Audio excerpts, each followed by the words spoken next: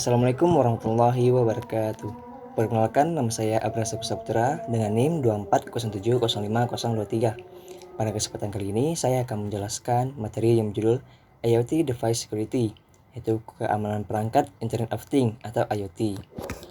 Sebelum kita masuk pada materinya, maka penting untuk kita mengetahui apa itu IoT. IoT adalah perangkat yang memiliki sensor, koneksi jaringan, kemampuan mengumpulkan data, mengirim data. Nah, perangkat IoT dapat mendeteksi kondisi lingkungan. Nah, kemudian IoT itu memiliki konsep seperti anytime. Itu bisa terhubung kapan saja, siang, malam, dan atau saat bergerak. Kemudian ada anything, yaitu H2H, H2T, dan C2T, yaitu manusia ke perangkat, and perangkat ke perangkat. Kemudian ada any place, yaitu dari mana saja, indoor, outdoor, ataupun sedang bergerak. Pada tahun 2025, diperkirakan ada 75 miliar perangkat IoT yang terhubung. Nah, setiap perangkat itu juga memiliki potensi titik kompromi pada jaringan organisasi. Kemudian, kita masuk kepada area aplikasi IoT. Nah, IoT itu digunakan dalam smart home, seperti termostat, CCTV, smart lock, lampu, dan lain-lain. Kemudian juga digunakan dalam healthcare seperti wearable monitoring, pompa infus, deteksi jantung, MRI, dan lain sebagainya. Kemudian juga dalam industri IoT atau EEOT seperti PLC, sensor tekanan, robot industri, dan lain-lain. Nah, IoT juga digunakan untuk smart city seperti smart meter, sensor, lalu lintas lingkungan, dan CCTV. Nah, ada juga digunakan dalam agrikultur seperti sensor kelembapan, drone pertanian, dan juga penyiraman otomatis. Ada juga energi and retail, yaitu smart grid, RFID tag, dan pos pintar. Nah, kemudian kita akan lanjut kepada arsitektur IoT berlapis. Nah, IoT itu memiliki 4 lapisan utama. Nah, yang pertama adalah device layer. Nah, sensor itu mengumpulkan data, terus aktuator itu melakukan tindakan. Nah, pada device layer itu adalah pengumpulan data tapi memiliki keterbatasan pada komputasi dan daya. Kemudian ada communication layer, yaitu lapisan komunikasi data yang menggunakan MQRT. Kemudian ada juga COIP, ZigBee, BLE, LoRaWAN. Nah, transmisi data dari perangkat ke cloud dan gateway ini yang menjadi sebagai jembatannya. Yang ketiga ada cloud platform layer, itu seperti storage, analytics, machine learning, dan API. Cloud platform layer ini itu menjadi penyimpanan, terus sebagai tempat analisis, dan juga menjadi machine learning. Terus yang terakhir adalah proses layer, yaitu seperti dashboard, CRM, ERP, dan business intelligence. Nah, untuk proses layer ini, ia sebagai tempat untuk pengambilan keputusan dan aksi bisnis berbasis data IoT. Kemudian, kita masuk dalam protokol model komunikasi IoT. Ada beberapa protokol utama seperti MQTT, yaitu Publish, Subscribe, Low Bandwidth, dan Sensor Telemetry. Kemudian ada Co-Apps, yaitu RESTful, UDP based, dan perangkat sangat terbatas. Kemudian ZigBee atau Z-Wave, yaitu Mesh Network, Low Power, Smart Home, and EEOT atau Industrial IoT. Kemudian ada BLE, yaitu Low Energy dengan range kurang dari 50 meter, Wearable and Proximity. Nah, yang terakhir ada LoRaWAN, itu jaraknya kurang lebih 15 km. Kemudian dia memiliki daya yang sangat rendah dan digunakan untuk smart city. Nah, setelah protokol, kita akan lanjut ke model komunikasinya. Model komunikasi IoT itu terbagi 4, seperti device to device, itu langsung via ZigBee atau BLE, Smart Lock untuk digunakan untuk Smart Lock dan smartphone. Kemudian ada device to cloud, yaitu menggunakan WiFi atau 4G langsung ke AWS IoT. Nah, biasa digunakan untuk smart thermostat. Kemudian ada device to gateway. Kemudian terakhir ada cloud to cloud, yaitu API integrasi antar platform seperti Google Nest dan juga energi MGMT. Selanjutnya kita akan membahas yaitu tantangan keamanan IoT.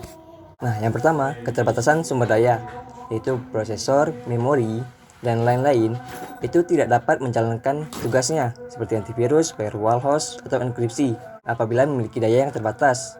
Kemudian update yang sulit tanpa mekanisme OTA otomatis, downtime tidak selalu acceptable di lingkungan produksi kritis.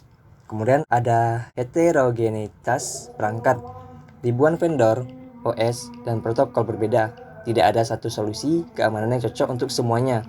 Nah, sehingga setiap perangkat IoT itu membutuhkan protokol yang berbeda-beda juga. Kemudian ada default credential, yaitu di mana admin dan bawaan tidak diubah menjadi kerentanan paling banyak dieksploitasi dunia nyata. Nah, kebanyakan orang itu menggunakan password untuk IoT-nya, yaitu password default, seperti username admin, dan passwordnya admin juga. Kemudian, tantangannya itu adalah siklus hidup yang panjang. IoT beroperasi antara 10-20 tahun, melampaui siklus dukungan keamanan vendor secara signifikan. Yang terakhir ada attack surface massive, yaitu ribuan perangkat, ribuan potensi titik masuk ke jaringan organisasi secara bersamaan. Selanjutnya, kita akan membahas ancaman dan serangan yang berbasis IoT. Mirai Botnet tahun 2016, yaitu di mana ia menanamkan malware yang menginfeksi 100.000 lebih perangkat IoT, seperti kamera, IP yang menggunakan default credential yang tidak diubah. Nah, kemudian ada firmware exploitation, yaitu reverse engineering firmware. Kemudian ada man in the middle atau METM, yaitu di mana komunikasi tidak terinskripsi pada protokol legacy, sehingga seseorang dapat masuk dan menyadap atau memanipulasi data tersebut. Kemudian ada side channel attack. Nah, yang terakhir ada DDoS via IoT botnet. Nah, selanjutnya kita akan membahas OASP IoT Top 10, yaitu 10 kerentanan IoT paling kritis. Nah, yang pertama ada weak atau hardcode password, yaitu menggunakan password default yang tidak diubah. Kemudian ada insecure network service, port terbuka tidak perlu, layanan menjadi rentan. Kemudian ada insecure ecosystem, ada lack of secure update machines, use of insecure component, insufficient privacy protection, insecure data transfer and storage, lack of device management, insecure device setting. Kemudian yang terakhir ada lack of physical hardening. Nah, ini adalah 10 kerentanan IoT yang paling kritis. Kemudian kita akan membahas tentang keamanan, yaitu device layer. Yang pertama ada secure boot, yaitu firmware hanya berjalan jika telah diverifikasi dan ditandatangani secara kriptografis. Kemudian Unique Identity, yaitu sertifikat X.509 atau kunci unik per perangkat. Nah, tidak ada fault credential yang bersamaan, sehingga username atau password itu unik setiap perangkatnya. Kemudian ada hardware security, TPM atau secure element untuk menyimpan kunci kriptografi di level hardware. Kemudian minimal attack surface, yaitu menonaktifkan semua port, layanan, dan fitur yang tidak diperlukan sejak awal. Nah, kemudian kita akan selanjutnya secure communication and cloud security. Nah, pada communication layer itu terdapat 3, TLS, DTLS, encryption. Semua komunikasi terenkripsi end-to-end, MQTT over TLS, dan ini menjadi sebagai standar wajib. Nah, yang kedua ada mutual authentication, yaitu tidak hanya device yang diautentikasi server juga diautentikasi oleh device, sehingga terjadi kerjasama antara komunikasi antara server dan perangkat. Yang terakhir adalah network segmentation, yaitu perangkat IoT diisolasi dalam segmen terpisah dari jaringan IT utama dengan firmware dan ACL yang lebih ketat. Kemudian ada cloud platform layer. Nah, sebelumnya kita sudah membahas communication, maka ini adalah cloud platform layer, yaitu menggunakan storage encryption, di mana data IoT di cloud dienkripsi at rest menggunakan IaaS 256 dan key manajemen terpisah. Secure API, kemudian monitoring and logging. Aktivitas cloud IoT dipantau secara real time untuk deteksi anomali dan incident responder. Yang terakhir ada automatic update, di mana platform cloud harus menyediakan mekanisme update komponen and library secara otomatis, sehingga update ini tidak lagi dilakukan secara manual. Nah, selanjutnya secure mobile and application layer, yaitu menggunakan multi-factor authentication atau MFA, di mana setiap login ke dashboard and control IoT wajib melewati verifikasi 2 langkah atau 2FA, OTP dan juga OTP, biometrik atau hardware key. Kemudian ada enkripsi communication. Semua trafik aplikasi mobile yang menggunakan TLS tidak ada data plain text yang melewati jaringan. Kemudian ada account logout, yaitu mekanisme logout otomatis setelah beberapa kali percobaan login gagal. Kemudian ada secure mobile apps. Kemudian ada input validation, yaitu semua input dari mobile aplikasi divalidasi server side. Kemudian di sini dia tidak pernah mempercayai data dari klien, sehingga akan selalu divalidasi. Nah, yang terakhir ada audit logging, yaitu memantauan setiap aksi dari mobile aplikasi dicatat. Siapa, kapan, perangkat apa, dan perintah apa yang untuk forensic incident. Nah, berikutnya ada manajemen and best practice IoT, yaitu device management, yaitu transmisi data aman antar verifikasi, yaitu onboarding perangkat baru secara secure, monitoring kesehatan real time, investasi lengkap semua perangkat. Kemudian ada user management, identifikasi pengguna, and role assignment, level akses berbasis kebutuhan atau POLP. Nah, kemudian bisa mengkontrol siapa yang mengirim perintah ke device, audit trial setiap interaksi pengguna. Kemudian yang ketiga ada secure monitoring, itu analisis log and perintah ke perangkat. Ya, terus ada deteksi pola perilaku yang berbahaya, ada IDS atau IPS untuk traffic IoT, dan ada incident response otomatis. Nah, itu best practice-nya ada isolasi jaringan IoT yang dengan segmentasi terpisah. Kemudian ada eliminasi default kredensial, implementasi MFA, dan autentikasi sertifikat. Kemudian ada PTA update berkala. Kemudian ada deploy IDS atau IPS. Kemudian yang terakhir ada secure decommissioning saat perangkat dinonaktifkan. Nah, kemudian IoT di Indonesia, itu implementasi nyata. Yang pertama ada Smart City, seperti Jakarta Smart City, Bandung Command Center. Nah, di mana mereka melakukan monitoring lalu lintas, sampah, banjir secara real time.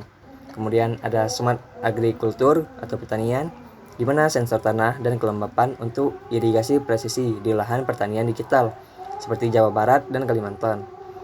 Kemudian ada monitoring bencana, sensor gempa, tsunami, dan banjir di BMKG atau BNPB yang terhubung ke sistem peringatan dini nasional. Nah, kemudian ada juga nih tantangan keamanan IoT di Indonesia. Yang pertama ada infrastruktur yang belum merata, di mana konektivitas internet masih tidak konsisten di banyak daerah, menyulitkan update dan monitoring IoT. Yang kedua, kesadaran keamanan yang rendah. Banyak pengguna dan operator belum memahami risiko keamanan dari perangkat IoT yang mereka gunakan. Yang ketiga, regulasi yang belum spesifik. Belum ada regulasi keamanan IoT khusus. UU PDP yang mencakup data IoT secara umum, namun implementasi teknis yang belum diatur. Dan yang terakhir adalah perangkat IoT murah. Nah, ketergantungan pada perangkat IoT harga rendah dari vendor yang sering tidak memprioritaskan keamanan. Nah, kemudian bagaimana masa depan keamanan IoT? Nah, sekarang yaitu AI Powered Security, machine learning untuk anomaly detection secara real time, sistem yang belajar dan beradaptasi terhadap pola serangan baru tanpa update manual. Kemudian ada emergency, yaitu edge computing security, pemrosesan keamanan di edge, mengurangi latensi dan ketergantungan cloud. Data sensitif tidak perlu meninggalkan lokasi perangkat. Kemudian ada critical, Zero Trust IoT, itu tidak percaya pada apapun. Setiap perangkat, setiap request diverifikasi ulang tanpa asumsi kepercayaan berdasarkan lokasi jaringan. Nah, yang terakhir, kemudian ada smart infrastruktur, integrasi keamanan bawaan pada infrastruktur kritis seperti grid, air, transportasi dengan standar keamanan cyber level nasional. Nah, yang terakhir ada autonomous system, yaitu kendaraan otonom, drone, dan robot industri membutuhkan framework keamanan baru yang real time, fail safe, dan tamper proof. Nah, yang terakhir adalah kesimpulan materi kita hari ini. Itu yang pertama, IoT memperluas attack surface organisasi secara signifikan. Setiap perangkat adalah potensi titik kompromi. Nah, keamanan IoT harus berlapis, di mana device komunikasi, cloud, dan aplikasi harus semua diamankan. Nah, manajemen perangkat adalah kunci. Inventaris, update berkala, dan secure decommissioning yang tidak boleh diabaikan. Kemudian yang keempat ada secure by design, bukan aftergrowth, di mana keamanan harus dibangun dari tahap desain, bukan ditambahkan kemudian. Nah, yang terakhir, ancaman terus berkembang. AI Zero, Trust, dan Edge Computing adalah masa depan keamanan IoT yang harus dipahami. Nah, keamanan IoT adalah tanggung jawab bersama, mulai dari vendor, pengembang, operator, hingga pengguna akhir. Baik, sekian presentasi saya hari ini. Lebih dan kurang saya mohon maaf.